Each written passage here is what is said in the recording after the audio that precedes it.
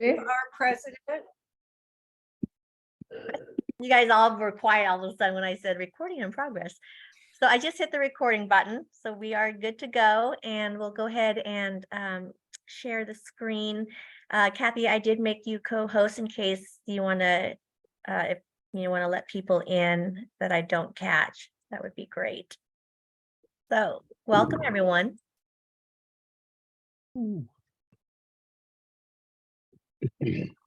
Second here while we share our screen. And you all can see that, I hope. Got it. Great. And we're recording, so great. Okay. Well, welcome everyone. How is everybody? You can go ahead. Glad to be here. Yay. Great, thank you. This is a very casual, fun virtual book launch party, so feel free to interact. You know, if you're shy, you can always type it in the chat, but we hope that you can just go ahead and unmute and say what you want to say. And we're really excited to be here with Cathy because this has been a long journey. And we are finally here at this moment where her book is published, and we're here to celebrate and support her. So here we go. All right, here's a quick agenda for us today. We're just gonna talk all about Cathy, really. That should be what's on the agenda. But we're gonna do an intro to Cathy, intro to myself and my Quillhawk Publishing company, talk a little bit about the book, and we'll go into an author chat with Q&A. We'll have 3 trivia questions for you, and hopefully you'll win a prize. You can only win once. And with the prizes, we'll ask a question, and whoever answers it first, you know, just speak the answer, will win that prize if they get it right. And then we'll go into the Q&A for you all to ask Cathy as many questions as you want. Okay. Isn't that a beautiful photo of her? So here's Cathy. Ever since Cathy Waite Gorgensen got her first real camera, she has been passionate about photography, and her life's journey after that moment has offered her countless opportunities to follow that passion. Relocating to France in 1989, Cathy took her bottle of water, a map of the Metro Underground, and her camera, and set off to explore the Eternal City and the surrounding towns through her lens. It was there she fell in love with architecture, both modern and not so modern. Eventually, she sought to refine her skills by studying photography and printing at the Parsons School of Design in Paris, on and off for several years. In 2001, Cathy moved to northern Germany, where she continued her passion. A different region brought different challenges, but she continued her joy in photographing architecture, life, and nature. Cathy has brought those skills and passions back to the U.S. to focus on nature and life with her husband and 2 cats. Cathy is also discovering new levels of passion, channeled into about others. I apologize. She completes her life's call by helping empower disadvantaged youth worldwide to find their voice through the Toastmasters International Youth Program, Speechcraft, and as a founding member of the Storm Foundation. This organization empowers those recently released from incarceration and dealing with substance abuse and mental illness. Wow. That's pretty cool. Cathy, are you letting folks in as we go? Yes, ma'am, I am. Thank you so much. All right. I think it's time to introduce yourself. You're I know, amazing. it froze Without on me. you. Okay, me. So I'm a Vietnam War survivor and CHD warrior. After more than 20 years in the tech industry working for Microsoft and T-Mobile, I pivoted to become a writer, publisher, and speaker. I'm the founder of Quillhawk Publishing, an Asian American woman-owned indie publishing company dedicated to amplifying diverse voices. I'm also the co-founder of the Heart Community Collection, which is a resource for the congenital heart defect community. And I sit on the board of the Vietnamese Boat People, in which Len Tran is here tonight, and he is also on the board with me. And I'm also on the board for Asian Artists for Mental Illness Organizations. I live in Oklahoma with my family, and when I'm not authoring a book, I enjoy cooking and traveling, and also, you know, Seahawks football, so go Hawks. But that's a little bit about me. Go on to the next one. So we're going to talk a little bit about what Cathy's book is about. In 1989, Cathy and her husband Bill moved to a small suburb southeast of Paris. Before leaving the States, Bill gifted Cathy a Nikon N2020 35mm film camera. Cathy loaded her backpack with water and lots of film to explore their new surroundings. The photos in this book are just some of the stories Cathy wanted to share. Maybe they'll remind you of vacations taken, or that first kiss, or when you walk down those same cobblestone streets, or watch the sunset while drinking an espresso at a sidewalk cafe.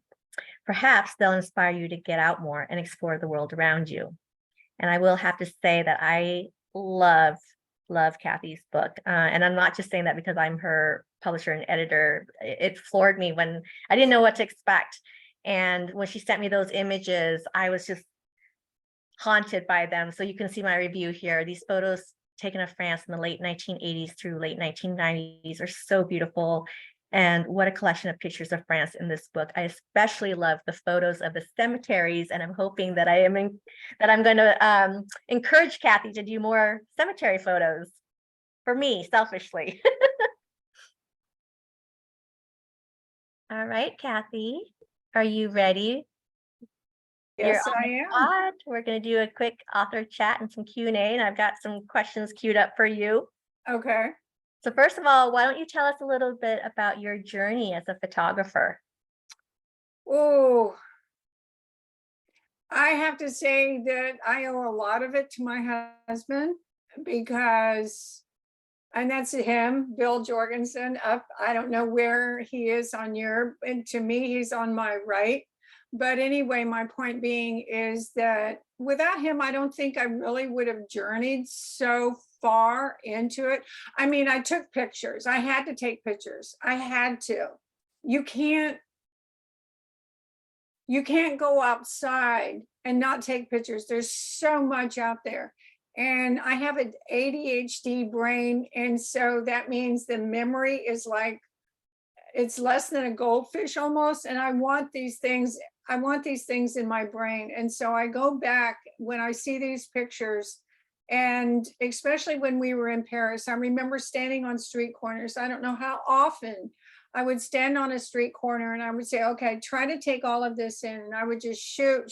And it was on film. And so I would have like 10 rolls of film, and I was just going through film, shooting the same thing because I wanted every single light in the architecture and just that moment. I just wanted to take it. And so, and sometimes I would get frustrated. We had a house there, it was in Ponto Combo. And so it's right outside of Paris. And I had a dark room. And so all of the pictures in this book are pictures that I developed myself. And so it's all black and white. I had a lady friend that just asked, Cathy, these would have been so nice in color. Sorry, that ship sailed about 20, 30 years ago. It's not going to happen. But yeah, it was just so exquisite walking down those streets, knowing the people, oh my gosh, anybody that's been to Paris they can absolutely agree with me. You walk and you wonder who took these same steps, who walked on these same cobblestones, who sat at this cafe, Henry Miller. Oh my gosh, it's kind of overwhelming. But I said that in the book also. It was overwhelming sometimes, and you just wanted to soak it all in. And yeah. And if so you had to take a guess, how many photos do you think you've taken? Oh, thousands. Yeah. It has to be thousands. Really, literally. 8 or 10 huge binders of contact sheets. Yeah. Yeah. Oh, there'll be more books. There'll be more books. My little brother is on here. Oops, here's Radhika. Okay, just a sec. Here we go. And so I really can't say any more than that. It's just, like and I know Pam or any photographer on here, Sal, in fact, is a photographer, and you just have that, that camera in your hand, and you can't not take photos. You have to take photos, and a lot of them will suck. Oh my God, how many bad photos do I have? 10 strips and they're all bad. And then you have that one that's good. and it Well, makes what up. makes it bad? Because when you think, I mean, it's subjective in my opinion, right? What to you would be a bad photo? Well, Well, it just depends. I'm gonna jump in here. Cathy used to stay up at night till 4 o'clock in the morning in the dark room. And then I'd come in and she'd have all these photographs that she'd be throwing away. And I'd be pulling them out of the wastebasket and saying, what's wrong with this one? What's wrong with this? She is a perfectionist. And she did so well that there was the head printer from Vogue. She took a workshop from him and he said that she did an absolutely incredible job in her printing. And that's one thing that she just loved. And so it's too bad we have digital now, because she was really passionate about getting in that dark room, and the cats were sitting in there with her. And it was just it was a real communal thing, that it was just her world. And it was exciting to watch. That's really But what makes it good or bad is the lighting, the position. Cathy, I want to jump in on this one. Thank you, Pamela. Cathy is an extremely talented photographer with a natural eye for composition. And that's one of the things I teach is composition, because that's what makes a good picture. But what makes a truly compelling picture is its ability to silently offer you a story. Now, Cathy loves storytellers, but she herself is a storyteller with her photography. And it was my honor to edit these pictures and bring them, as Bill said, he's sorry for digital, but to bring these pictures into the digital world so that they could be published as beautifully as Cathy saw them 20, 30, 40 years ago. I love that, because I don't have the eye for photography or design really. And so the fact that those photos moved me, and you're right, Pamela, like they do tell a story. I would just sit there and I have a full confession. Like I'll look at a photo, I'm like trying to see if there's people in there, you know, and sometimes there's windows and you're like, is there anybody like naked in those windows? You know, you stare at these photos and you really start to get drawn into them. And so that's why it's like, wow, these are really truly amazing. And I'm glad that she's doing more. And are they going to be black and white the rest of the way, because that's what you have, Cathy? That's a good question. That's a very good question. A lot of the stuff, I like black and white.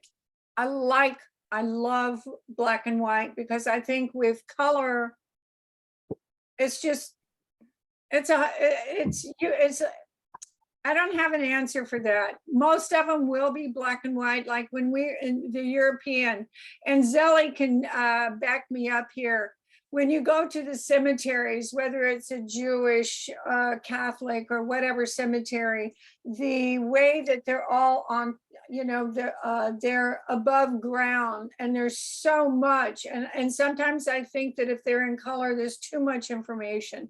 And I think with the black and white, you're able to put your own story with it. And I'm hoping that the stuff or the things that I put out are, it tells their own stories, and you can make your own story with it. But black and white, I love black and white. I love Ansel Adams, Annie Leibovitz, all of those, Annie, what's her name? Diane, I want to say Arbus, just simple stuff. And it just says so much. So yeah, black and white is my favorite, but now with digital, you can go either way. I have a question for Cathy. Yes, sir. Cathy, why now? Why didn't you do it years ago? Oh, good. Because I never had the courage. Because That's I never true. had the wherewithal. I never had and I keep saying this in a lot of my speeches, it's Toastmasters. And a lot of you are Cathy, stop with the Toastmaster stuff. And it might seem trite, and I've said, but it's because of Toastmasters, I've gotten the courage up to finally push through. And Amy, she was saying, it was, at first I was just, it was just, okay, yeah, okay, I'll do the book. I'll, and I had these scanned. There's a place downtown that'll scan them for so much money. So I had them scanned, and it was sort of, an ambiguous kind of thing. Oh, I'll do this. And then finally I met Lynn Tran here. Raise your hand, Lynn. And he had done a Inside. book, and then he introduced me to Amy, and I said, well, I have these pictures, and she said, oh, okay. And I tried to do the Toastmasters. I have these stories with Toastmasters, and that was the big thing. That was really, I tried to put them all together, but then it just didn't work. It just didn't work. Good question, Dave. Thank you very much. He's the Yeah, president of yeah. our club, our St. Augustine club. Oh, well, thank you for stealing one of my questions, Dave. Yeah, it's an ongoing process. So when you take photos, because you can take photos of anything, everything, right? But first of all, you take pictures of landscapes versus people. What is it about a scenery or building or whatever that really draws you to want to take that photo? Well, I can't take people. I cannot take people. I mean, if they don't know I'm doing it, but every time I've tried to take people, like if I tried to take in a modeling situation, I just can't do it. I freak out. I think, oh no, I'm not doing good enough. The lighting isn't right, makeup, etc., etc. Landscape, it doesn't matter. It's out there. You have this feeling, you look at something, and I know Pamela, she's a landscape photographer also. You see something and you think, oh my God, I have to have that. I have to have that in my memory. And that's how it works. It's just, you see it, Oops. and you have to take that picture. You just have to. Well, good. That answered your question. Yeah. Well, what about like dogs or animals? Do you think you would take pictures of animals? No, They don't judge either, so you don't have to worry they about the don't, makeup. but it's just, I mean, like when I was at home, I have thousands. When I went home, see my brother here, I don't know if he can hear us or not, but I had to go home. I think it was either last year or a year before last. And they have this amazing, amazing dog, Sammy. He's this black German Shepherd. And I took thousands, I took hundreds, well, not thousands, I took hundreds of photos of this dog. And so the thing is, you have to go into Photoshop and really make them special. And I don't have that. I don't have the patience for that. I don't have the wherewithal for that, because, you see these photographers today, and they'll take this cat or a dog, whatever the subject matter is, and they'll put all of this other stuff on top of it. And it's gorgeous. It's absolutely gorgeous. I can't do that. I just can't. And so I love this landscape stuff. I like buildings that are falling apart. When we were in Paris, the reason we were in France is because my husband worked for Disney. And I love, wandering through broken down buildings. I love churches. I like construction sites. I like the point of getting dirty. And yeah, that's it. I just like it. I like exploring. I love it. So what advice do you have for emerging either photographers or writers, authors, publishers? Just do what you love. Just do what you love. And this is the thing, every single photo here that I have in this book, I loved it. It put me back, because it was actually what started the project. Was this editor that Bill talked about. He said, okay, everybody do a project. And so what Bill did was he found this book for me, and it was the pictures in 1800s. And so him and I would go out on the weekends, and my project was to stand right try to figure out where the photographer that took this photo stood. And I would try to stand in that exact same spot and take that frame, that photo. And maybe the buildings were not there anymore, or maybe they were built onto. But you just have to do what you love. And I love architecture. I can take a picture of a dump with all the birds and everything, and I am just in heaven. I am absolute, I don't care. I just want to take those pictures. So I have a question for Cathy also as I'm listening, and maybe you've already mentioned this, but what is the theme or the meaning behind the title, The Beauty of Imperfection? Good question.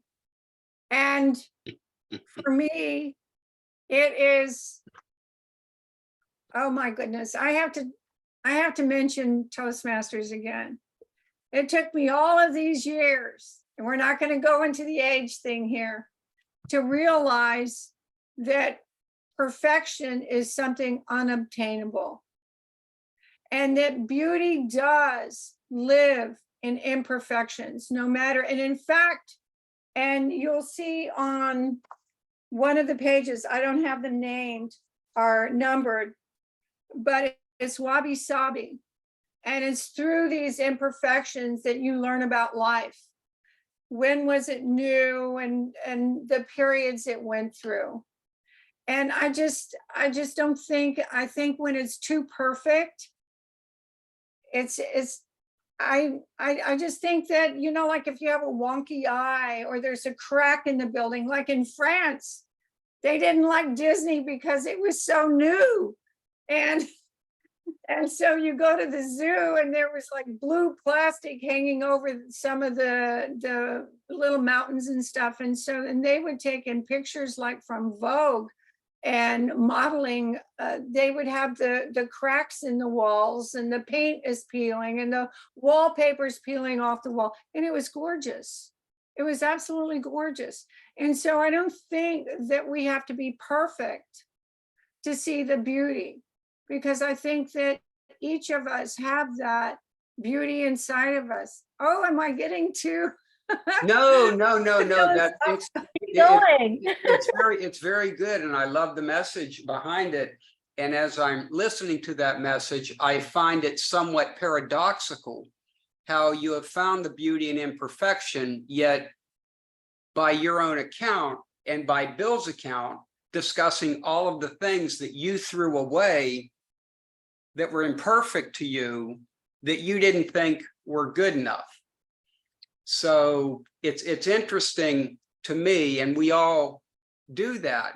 And it makes me wonder if some of those things that were imperfect in your mind, could there have been something there? And as Bill mentioned, he'd go through that and find many things and ask you, you know, what's wrong with this? What's wrong with that? So I'm not trying to pin your ears to the wall. I'm not, and I'm not counting your ahs either. Oh. But the message behind the beauty of imperfection is beautiful, as that's one of the most difficult things that any of us can accomplish, is dealing with our inadequacies. And so I'm looking forward to that book to see all of that imperfect beauty. Thanks. Oh, thank you. Thank you. That was a great response. And shoot, Ron's gonna ding me for that one. Yeah, he's our on off person. Yeah. So in the chat, there is a comment: in traditional Japanese aesthetics, wabi sabi is a worldview centered on the acceptance of transience and imperfection. The aesthetic, The aesthetic is sometimes described as one of appreciating beauty that is imperfect, impermanent, and incomplete in nature. It is prevalent in many forms of Japanese art. So thank you for that. That was from Edith. Edith, yeah. She is, oh my God. Thank you, Edith. Beautiful. Okay, my dear. So you've taken thousands of photos, but why did you select specifically this collection of images to put in this first book? They're some of my favorites. There's the one guy in the fish. Back up. Originally, there's one photo of this guy fishing. Myself and a lady friend and I were out at like 5 o'clock in the morning. And at that time, we lived in La Varenne. And so we got out at 5 o'clock, and our house, sorry about that. Our house was only, I think, 2 houses up from the Marne River. So it was always, we get out and people were always fishing or something like that. And that's always been my favorite photo. So the pictures that are in here are my favorites. These are pictures. Bill helped me choose them because it was hard for me, because I mean, I have tons more, and there will be many more, I hope, volumes. But these were my favorite photos. These are the ones that when I would look at these photos, I would be able to go right back to the moment. I would able to, and feel the emotion, feel what was going on that morning. I can see it in my head. And for me, with my memory the way it is, it was amazing. And I remember the people that I would chat with, and you walk past, and yeah, so they were special. Every single one of them were special. Why did you pick this particular image on your cover? Why was that the cover photo? Good question, because I originally had the guy with the fishing. He's bending over on the sidewalk. Because these buildings here, when we went to Bayou, these were falling apart. But you could still see the stories. You could still see the history of this town. And it's ancient town. I think, what is it, 1100s or something like that. It's an old town. And it was just so cool how it was built up on this water. And so you think of all of the shipping, you think of the way that they transported everything. And it just seemed, it's beautiful, I think, in its imperfections. You have the what do you call it? The shutter hanging off of the wall, and you have the writing on the wall. And if you just look at it and you're being subject, oh, it's ugly. It's ugly. But what about when it was new? What about the people that have been there? What about the stories that were there? What about the people that have passed by, the way they interacted with each other? And so the stories just, excuse me, the stories just, they overwhelm me sometimes. I get too involved. But yeah, I love these pictures. And and you see the people, they'll open up their shutters and they'll be hanging out and they'll be talking with the neighbors. And it was fun. And that's why it's on the cover. I love it. Your passion clearly shines through when you speak about these photos, and we're benefiting from that. So thank you. There's also a comment from Maria Martinez. Beautiful comment. Much love and respect to you, dear Cathy. You make my heart smile every time, and I'm so proud of you for stepping up to publish your book. Thank you for inspiring us. I have another meeting, but wanted to cheer you on and celebrate this huge milestone. Congratulations. Aww. Yeah, no fun. Another meeting. She's a busy woman. I want to also say hello to Daria. I think she's still in Alaska. Oh. Where are you? In Alaska? I'm calling in from the sunny deserts of Arizona, but still very, very far away. You No. poor baby. How are you dealing with the heat? Suffering like the rest of us. Oh, There is nothing new here, but again, it's just Cathy. I remember talking about this book, back when I lived near y'all, and it's just really, really cool to see it come to life. Hey, Daria. Congratulations. And hello, Julia, also another Toastmaster. Yeah, I like that you threw a y'all in there. That's It's the best plural second form pronoun that we have in the English language. I'm going to continue using it. fantastic. I know it's not a native thing for you. You picked it up obviously in your time in Orlando. We're cowboy country too. All right. Arizona's cowboy country, y'all. Yeah. Or all y'all's? And so- All y'all. Yeah, so Daria, I just got to add in too, since it's y'all, is that plural in Pittsburgh or Southwest Pennsylvania is yins, Mm, which kind of means the same thing as y'all, yins. And people from that area are often referred to by the people in that area as yinsers. Interesting. Well, Very, and very in interesting. New Jersey, we have yous. Yeah, So there you go. there's you and plural is yous. Yeah. Remember my cousin Vinny, Hughes? Yeah. And here's also Pamela. We've known her since Paris. And thank you for joining us, Pamela. Thank you, thank you. It's so amazing to see you. There you are. Good So to see you, lady. Oh, I'm so proud of you. Congratulations. I Thank couldn't you. not be here today. Mwah, mwah, mwah. It's been thank you. probably decades since we've seen each other. Oh, So yeah. Oh, yeah. Definitely decades. Wow. decades, a few, right? Yeah. That's Yeah, so I cool. think it was that in the Hard Rock Cafe in Paris where you had your going away party. I think that's the last time you saw each other. Oh, I think you're right. That's crazy. Wow. Yeah. That would have been Right when- 1992. Mhm. Okay, well, obviously I didn't photograph that. We were I 5. do not remember that. We're prodigies. Yeah, very young, 5-year-olds. Yeah. Oh, thank you for being here. I really appreciate it. Oh, absolutely. I wouldn't miss it. I'm going to have to check out a little early, probably because it's my husband's birthday today and I'm taking him out to dinner, but I wanted to Oh. jump on for a while. Yeah, Congratulations. Happy birthday. I will tell him. Yeah. Great. And we have this recorded, so you can always hop back on and join us, for the rest of it. Oh, great. Thanks. Yeah, absolutely.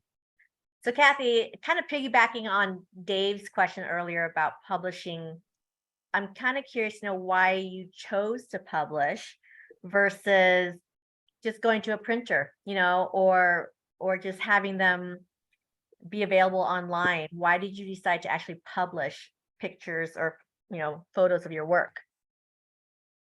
Short answer is no guts, no glory. I love it. Well, and the other thing is we don't have kids. And I thought, oh, that's too deep. But I wanted something, Dennis is I know, Zelly, don't laugh, shut up. She knows where I'm going with this. This was I had to actually do a coach for this, and I hired him, Dennis Tomlin. And he says, Cathy, one of these days, if you don't do this, but if you did this, one of these days, maybe nothing sells. Maybe you don't sell one book. Maybe they all go into a library bin or in a used bookstore, but one person will pick it up and it'll change their life. And I said, okay. And it just kind of cartwheeled from that. And of course, Bill was always back there. Come on, you can do it. And my brother Chuck's iPhone is there. And here's Donald. Oh, Edith, thank you. Cathy, can I say something? Yes, ma'am. Actually, I really do think that it's wonderful that you kind of do the counter reaction to what is modern. It's very modern to just put up pictures digitally, like random things that don't really always tell a story. It's these days more the perfect picture and the perfect everything. So I hope that the younger generation, since you mentioned you don't have kids, maybe this is like the best thing that you can do for all the younger people, that you just consciously, that you did it on purpose, decided not to do it in color, not to do it the way it is done these days. I love that. Yeah, that's a good point. she's so smart. She's so Sally, thank you. It's so wonderful to see you. Oh my goodness. She's up. Now you're in Germany or you're in France now or Turkey? He's in Delaware. Right now I Oh, went, Delmenhorst. You're at home. yeah, I'm in Germany, but I just, I was in France for quite a while, in Paris and South France and everything. So my point being is that it's very early in the morning for her to be here. And so she woke up for me. And so, oh my gosh, thank you. I don't have You're any- welcome. It's very special and I really enjoy it. Thank you. All right, So Cathy, anyway, there you go. I love it. So, there's different ways to publish these days, and why, I mean, your photos are beautiful. I think easily could have been picked up by a traditional publisher, but you chose not to go the traditional route. You chose to indie publish. Why did you do that? First of all, I thought, oh, I'm going to do this all by myself. I'm just going to self-publish. But to be quite honestly, I do not have the discipline to sit here and try to figure all of that out. And then Lynn says, where is he? Oh, he's gone. Anyway, oh yeah, there he is. Lynn says, why don't you try out my publisher? And so I connected with you and you just made everything seem so easy because I wasn't able, if I could just focus and keep focused on that, the way many people are able to do and do the self-publishing. I mean, you go online, it's so, I don't know the word right now, but you see these 14 and 15-year-olds and they're telling you how to self-publish. Oh, I self-publish this and self-publish that. They're 14 and 15 years old. And I'm saying, wait, okay. Not there. I cannot, I didn't want to do that. I just couldn't do that. And obviously, or not obviously, but like I said, at the time when this first started out, I was trying to put Toastmaster stories with these pictures and it just didn't work because you have these stories of perseverance and hope, and my pictures, it just didn't work out like that. And so now the next book, because there's a Hazel D'Souza, she's not on here tonight. She kind of keeps me, Cathy, how's our book doing? Oh my God, it's just so, it's really challenging, embarrassing in a way that she understands, but this is why this has taken place. And then I realized I had a whole book in blurb. It was a Lightroom Classic. And then I show it to Amy and she's going, oh, that's nice. That's nice. And then I showed it to Pam. Well, actually, I showed it to Pam first, Pamela Winter here. Oh, that's nice, Cathy, but this has to be capitalized. And, maybe this picture should go on the left instead of the right. It was all of this other stuff. And then Amy comes in. Oh, and then all of this edit. Okay, so obviously I had to go with an editor. And then she gave me a really good deal on the first photo book.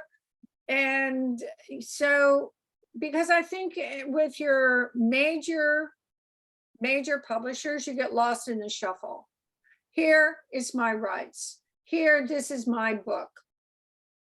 Amy edited it. And she has a lady friend, Virginia McKevitt, that did the cover. The cover wrap.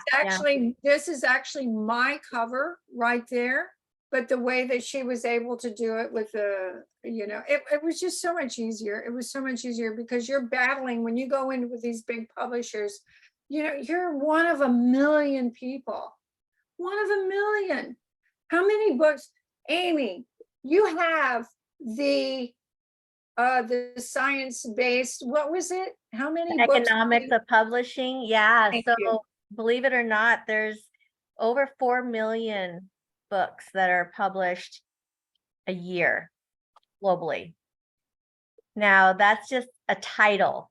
Okay, 4 million titles. That doesn't include different formats of that title. So you could have, you know, the ebook, the paperback, the hardcover, the audiobook, the translated version, the large print, like that.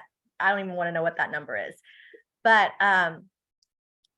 with publishing also, a lot of people just don't edit their books, you know, and so when you have that, you're competing against 4 million copies, you want to make sure it's done right. And a lot of times when people self-publish, they're not as picky, or maybe they just don't have the eye. So it's very important that you partner with the right people. And thankfully, in today's world, there are a lot of people, including those 14-year-olds out there, who know what they're doing, you know, and they're really good at marketing when they go on TikTok and they do their hashtag book talk stuff. And it's just, this is like right now, even though we're kind of saturated in that sense, it's a really good time to be publishing your work and your stories, because I think that everybody has a story within them, right?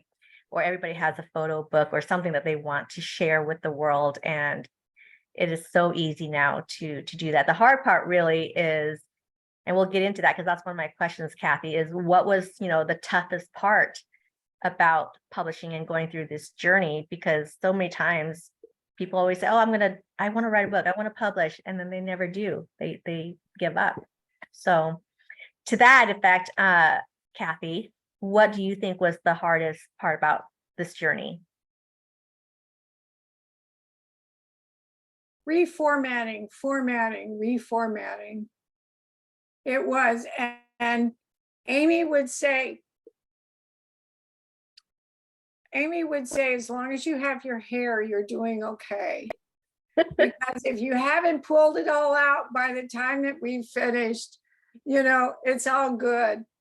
And there are times when I literally would get off and I would do the ugly cry, because I thought, you know, who cares? It's just another photography book. But I just wanted it done, and Amy made it. And oh my goodness, I'm just, you know, I'm doing all these accolades to Amy and my husband and my brother, but it was just through them. Okay, just keep going. And this was one of those times when usually my life has been when something would get hard, because everything is just, a lot of things just come easy to me. And so when something gets difficult, I would just quit. Okay, I don't want to have to deal with this. It's too messy. It's too hard. This is one of those times that I powered through, and I did it. I did it. And I am so proud, because it's not, thank you, Pamela. It's not that, okay, yeah, there's a book and everything like that, but I did something that was difficult, that was powering through the difficulties of also thinking, well, who cares about this? My photos aren't that great. You know, I mean, you look on YouTube, you look on Instagram, and you see all these amazing photographs. They're gorgeous. They're absolutely exquisite. However, I read something recently, obviously before I finished the book, and it said, you know, everybody has their own opinions. And, you know, maybe some people are going to like it, maybe not. But it's a project that I started. It's a project that I finished, and it's not perfect. There's still some rewriting going on. There's still some reformatting going on. We're still having to deal with that, but it's something that I finished. It's a project that I finished. I saw it from the beginning. Obviously, it's taken 40 years, but it's done. And so, yeah, like Amy said, the next one's going to be cemeteries. So wherever you find some fascinating cemeteries, let me know. My husband will fly me there. I get to take lots of pretty pictures. Oh God, look at Bill. All right. But Well, yeah, what's that? Have to come to Oklahoma, Bill, Cathy. Cathy, what I love about your book is that it's permanence. You talked about Instagram. There are gazillions of pictures on Instagram. Let's face it, everybody on this planet has a cell phone and is a photographer. But you have a book, not just a self-published or an e-published or a published on demand. This is a permanent structure in the world, and you have made a mark. I love that. I love that. Thank you. See, that's what I'm saying. No kids, but I have a book. It'll live on and forever. It will. It will. Books are magical, you know, and they do live on, and they preserve that history and that story that you can pass on. And that's why I love to write books, because, you know, for those who like to read, it's just you in the book and you in the story, and you are stilled to listen. And in some ways, you're forced to respect that history and that story and the voice that comes through it. So, I mean, you did a lot of hard work behind this. People have no idea. And I'm just glad that we both have our hair. You know, we've done the ugly cry too together. And that's, you know, I mean, every book has its own journey, every book baby. It doesn't get easier, believe it or not, because they all have their own individual nuances. But at the end of the day, you are what I call a mother of a book baby, and you should be very, very proud, because it's just gorgeous. It really is. So, Oh, thank you. Thank you. oh, look, Daria says that we've got some famous ghost town cemeteries in Arizona if y'all want to get over there. Oh, yes. Yeah. Oh, wouldn't that be fun? Oh, don't forget all the colonial cemeteries up in the New England area. Yeah, and around Trenton and all that. Mm-hmm. Yeah. Thank you for all the good words here in the chat. I think this is so amazing. Yeah, New Orleans. Oh, I would love Anne Rice interview with a vampire. Are you kidding me? New Orleans, that would be so cool to go through those cemeteries. Oh, that would be cool. It's Oh very yeah, it's gonna be a bigger book. okay. We're ready. We can't wait. Ooh, how fun. Okay, so you talked about the toughest, hardest parts about publishing. What about the most amazing, rewarding parts, or what you truly had that aha moment when you went through this journey? Right now, you know, and I'm not trying to blow smoke up the jeans or whatever, but right now, these are my friends. My husband, my brother is here. These are the people that have supported me along the way. They've supported me in Toastmasters with all my horrible, horrible stories. Some of them have been good, but every single one of them. Edith has, oh my God, well, I'll start crying here, so I'm not going to go into detail. She Check knows. mark is all I have to say. You did your check mark. A check mark. Oh, thank you. She taught me about check marks. And you know, every single Sal, if I don't talk with Sal almost every other day, at least every other day, then the day just, but I'm just saying, you know, Sandy, Julia, Kim, Daria, Zelly from Germany. Oh my gosh, if I wouldn't have met these people, I wouldn't be where I am right now. So right now, oh yeah, there's going to be another book because I want this again. I want this again. This is so amazing. And I have to say, okay, so we're going to tomorrow. Bill and I are leaving for Springfield, Missouri tomorrow, and we're going to be staying at my brother's house. Now, my brother, he's not showing his face here, so he's not, I don't know how he's here. But anyway, he did some of the quotes in the book.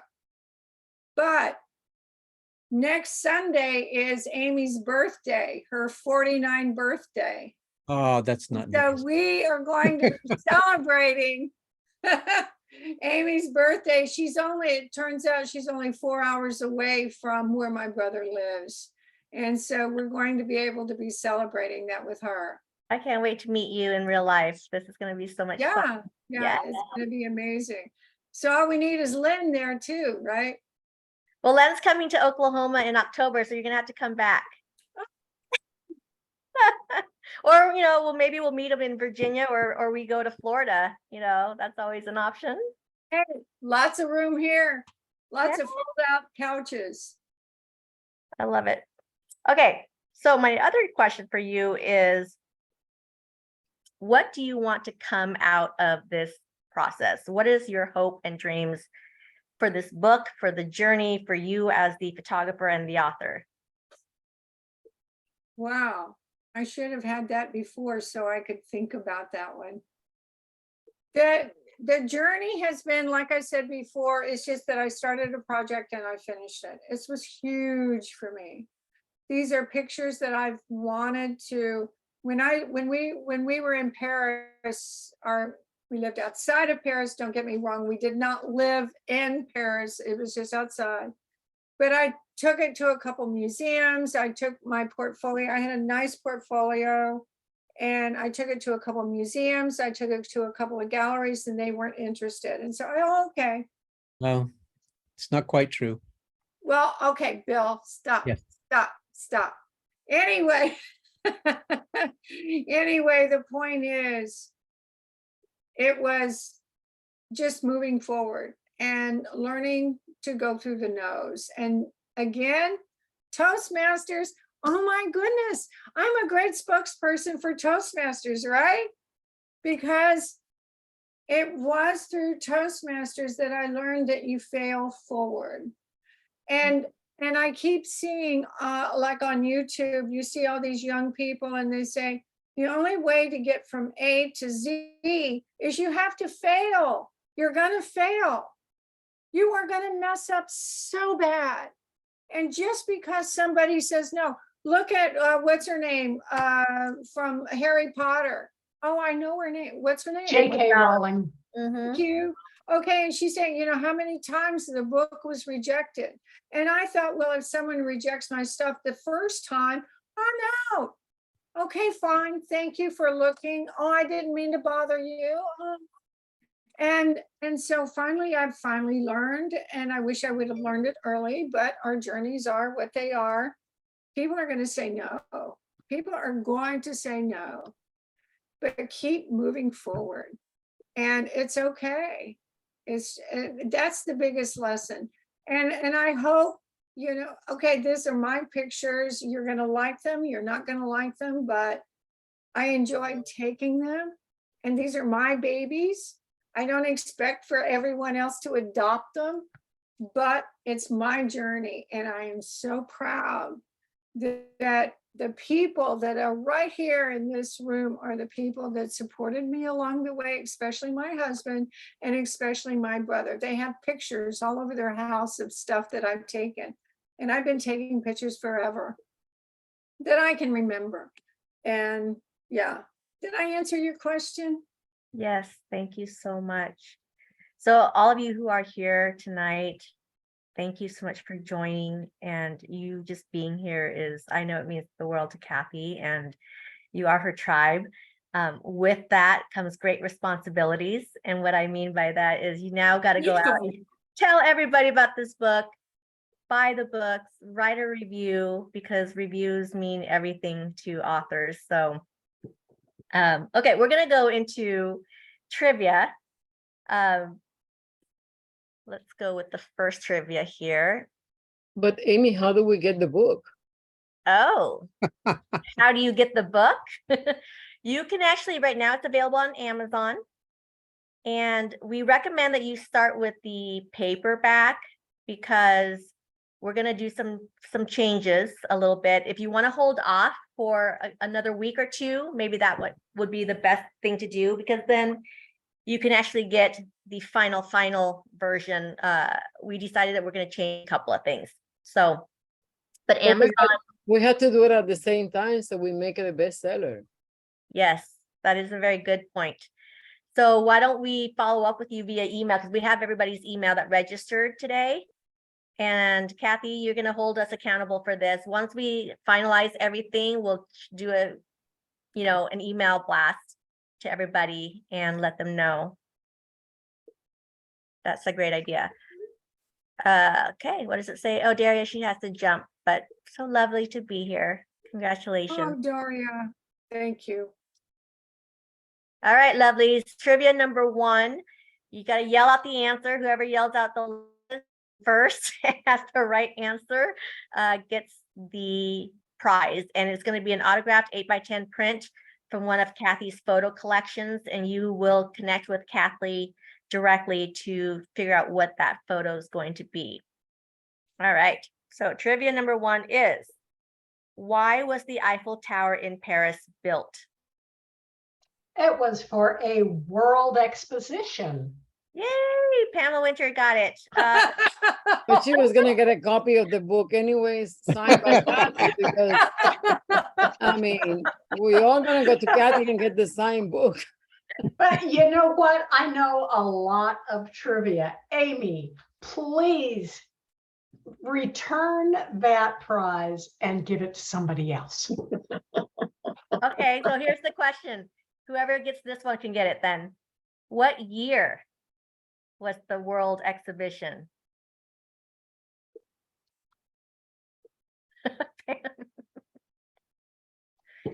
Oh my gosh, there's so much smoke coming out of my computer right now.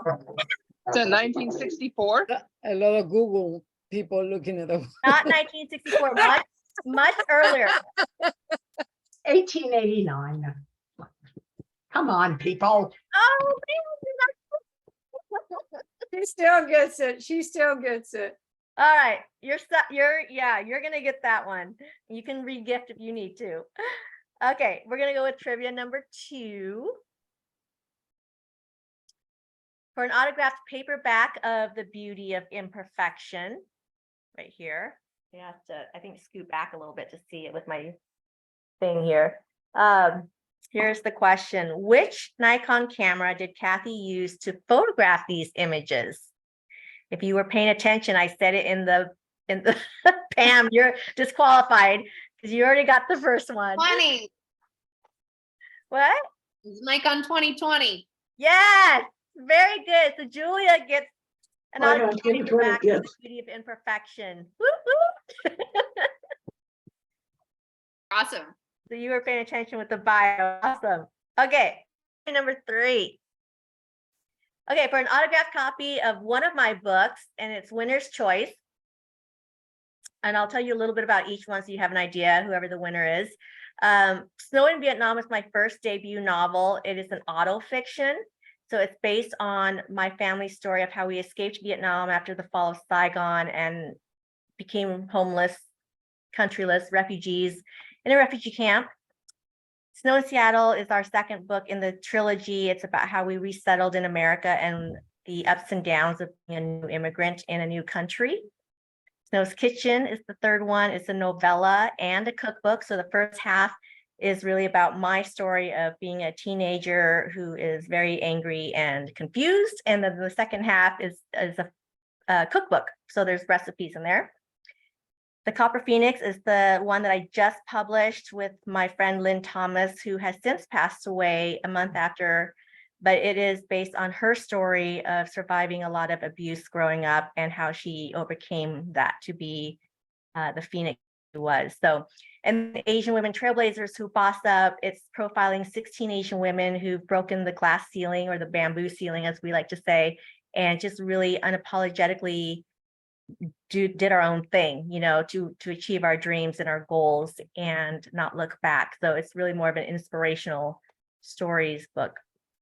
So here's the trivia question. Name 2 differences that distinguishes between traditional and indie publishing. Anyone want to give it a try? Oh, I do. You're not Oh. automatically disqualified. She can do her own party most of the time, so.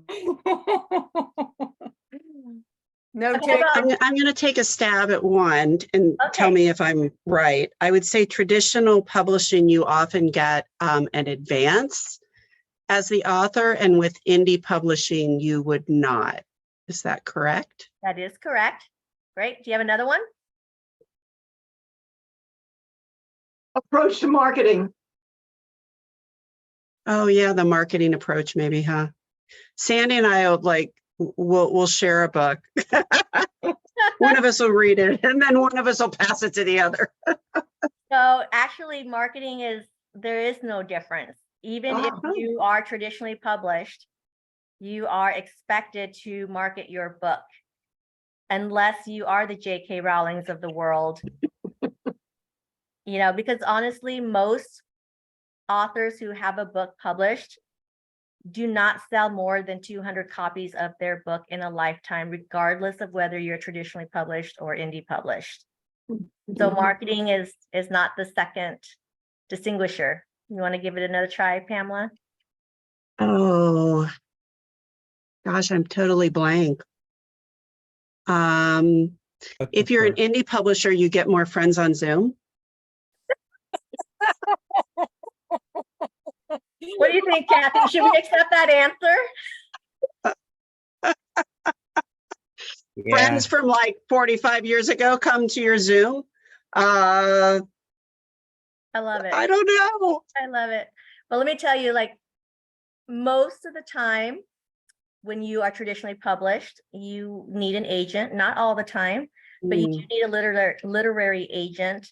Sometimes you can query or pitch directly to the publisher and they don't require an agent, but for the most part they do. And you do lose your rights. Right, when you go with traditional versus indie, you own your own rights. Same thing with royalties. As an indie publisher or author, you own all of your royalties. You don't have to share and get 6%, 12%, whatever it is in the royalties that you negotiate. So you lose all that. You have no control. There's another thing. If you're willing to give up the control and have someone else do everything for you, traditional is the way to go. Traditional is also the way to go if you don't have funds to invest in your own book, right? If you want to, but what you're also losing with that is time, because it does require pitching and editing to editors and agents. And then once somebody picks it up, let's say an agent picks it up after you query them for 6 months, that agent then has to go and try to sell your book to a publisher, which could take another 6 to a year. Then they go through their own internal process where they edit it, they do their cover designer work on it, and then they slot it in to actually get it published, which could be another 2 years out before it's actually on the shelves. So people who are traditionally published are very patient people, but there's no upfront cost because the publishers take care of everything. So that is the beauty of traditional publishing. So some of the little Interesting. That's great. It's great to hear. Okay. And so Pamela, you can tell me what book you want and we can get that sent out to you. Oh, thank you. Yeah. Okay. So now we have the open forum Q&A. So hit her with your best shot, guys. I want to know how many photos are in the book. 70. Wow. There's 71 pages. There's 71 pages. And so it's between 69 and 70. Thank you for asking, Julia. Words. Sal. I would like to know, I know this is a difficult question, but if you had to pick one picture, your favorite picture, which would it be? And why did you choose that picture? And by the way, I just ordered your book 5 minutes ago. Oh, you sweetheart. Thank you. Thank you. It's the fisherman.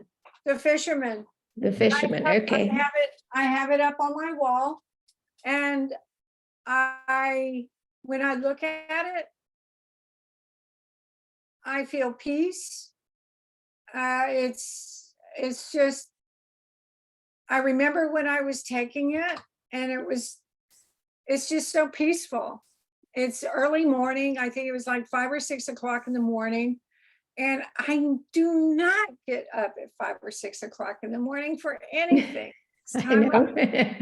because Carol, my friend at the time, we were photography buddies, and we went out that morning. And that's the same morning you'll see my picture in the book is that same morning. But it's just so peaceful. I just And look at did you connect with the fishermen in some way? no, not at all. Not at all. It's such a beautifully haunting image. It has a real ethereal quality about it. I think it's one of my favorites too. Is it because of the lighting, do you think? That's part of it. It's everything together. It was just, I don't know. I can't think of any other things to say except it was just so, and I did not see it until I got into the dark room. I didn't even see it. I worked on that picture, and it was just, like I say, when I took the photo, I thought, oh, this is really cool. I really like this, but I actually didn't see it until I got into the dark room and started mucking with it.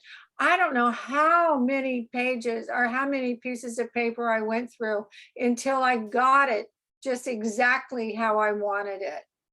And thank you for the question. You're welcome. I look forward to seeing the picture. I probably should ask what page it's on. There are no numbers in the book.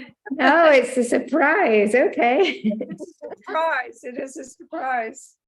Well, Thank Cathy, you.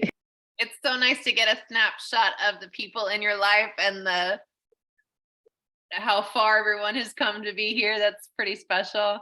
And Bill, I just wanted to acknowledge you for encouraging her to start the photography and to continue to support her to take this to fruition. But I know the first time I met Cathy, she told me about her photography and she wanted to make a book. So proud of you for getting it done. Well done. Did any of you see Cathy's unboxing video by any chance?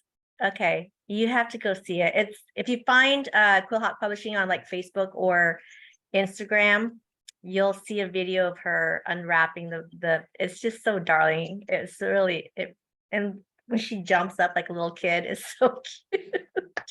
I try not to do that, but Bill and I discovered that, like if I win a prize or something, I'm going to be doing the jumping up and down. So embarrassing. I just can't help it. I get too excited, too much energy.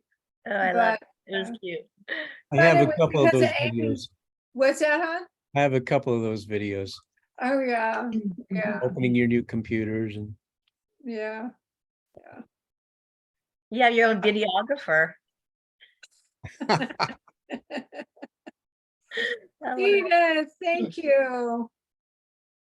Anybody else have questions? So we will have to do the buying tonight just to honor your moment and your check mark. And I wanted to do my check mark, bought my book. And Bravo. I told Cathy a lot about the importance of completing tasks. So I'm very proud of her on completing this. And I am honored to be your friend, to have such a beauty inside and outside. And it's so, so beautiful that you don't even recognize it in your own self, but we all can see it. So Cathy, you are a beautiful friend. You're a beautiful soul with a sensibility that very, very few possess. And I am so proud to be your friend. Oh, Cathy, you have amazing friends, which is also a testament of what kind of a person you are. And I too am very glad to be in your life. So thank you, Len, for introducing us. Now you're stuck with me. So sorry you can get rid of me. Thank you. And hey, books make great gifts. So, you can always order more copies and send them out as gifts, holidays, whatever, birthdays. That I think that would be pretty darn awesome to get her work out there that way. To get over the 200 copies. Well, Julia is yeah. also in the process of writing a book. She's writing a memoir. And chapters done. Yeah. Congrats. congratulations.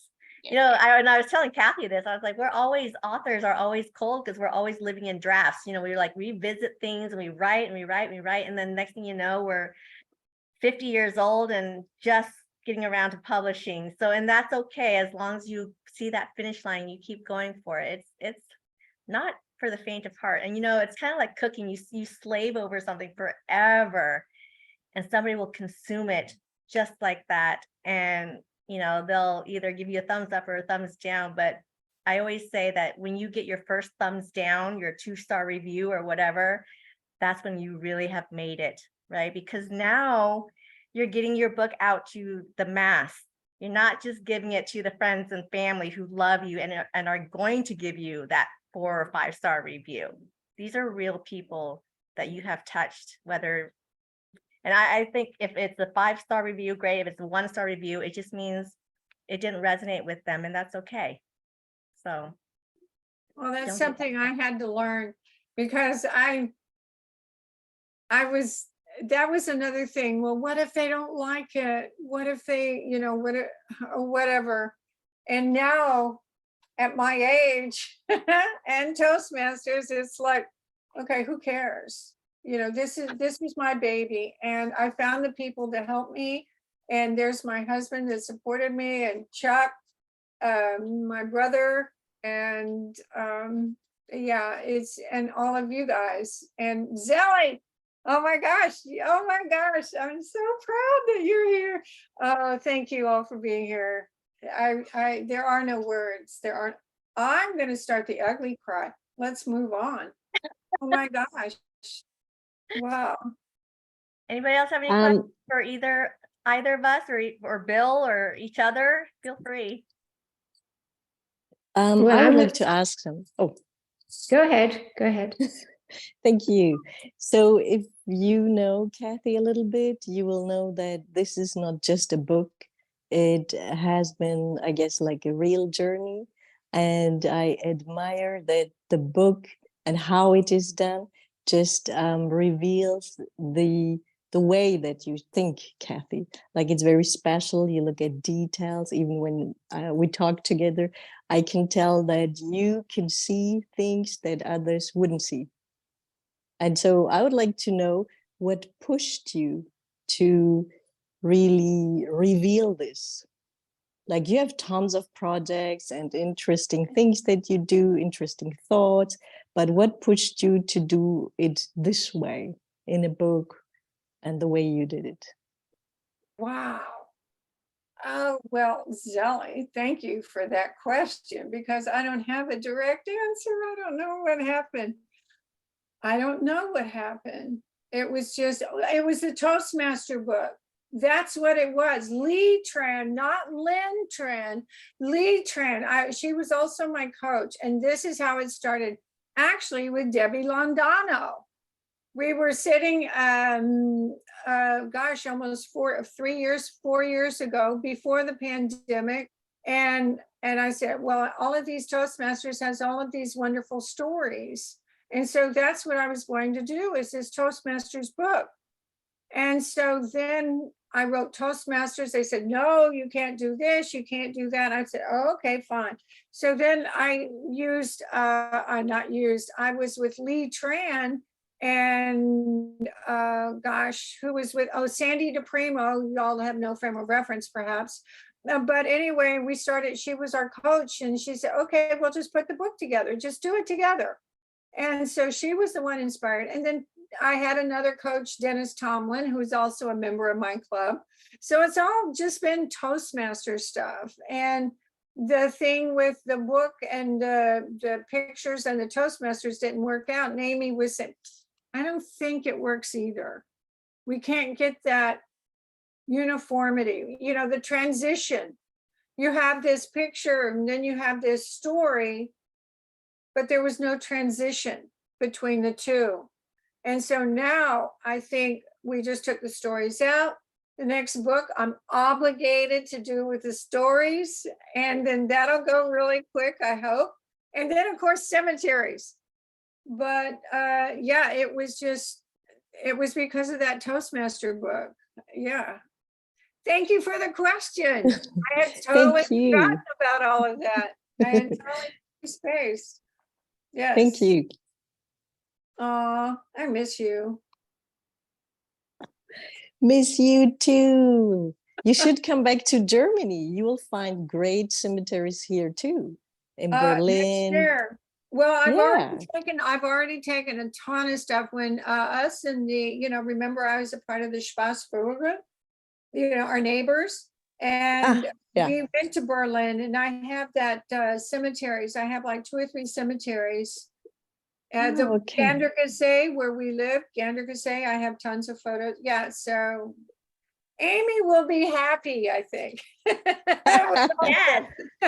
Yes, because I went to vacation a little bit a while ago, and we went, it was in Oklahoma, but we went to Durant, and there was a beautiful area that I was like, I would really like to see if there's a pioneer or some kind of cemetery around here. My family was like, you want to do what? But I dragged them out to a cemetery and we spent a good hour there just looking at all the, headstones and stuff. It's pretty darn cool, actually. So I'm excited for the cemetery one. Anybody else? Anybody have a question for Bill? The man behind the scenes, the cheerleader, the videographer. Okay, well, we're gonna wrap it up then, and I will have this available as an upload to YouTube, and we'll be sure to send out the link. If you've won a prize today, we will make sure that we get your address and get the correct spelling of your name if you want it autographed to you, and away it goes. So until the next time and the next book launch party for Cathy, I wish you all well, and thanks for joining. Congratulations. Thank you. And thank you all for being here. Congratulations. Ron, gosh, there are no words. Thank you so much. Y'all take care. Thank you. Good night. Good night. Good night. I look forward to my signed copy. Yeah, absolutely. Bye. We're going to make a date with wine and you're going to sign my book then. Aw.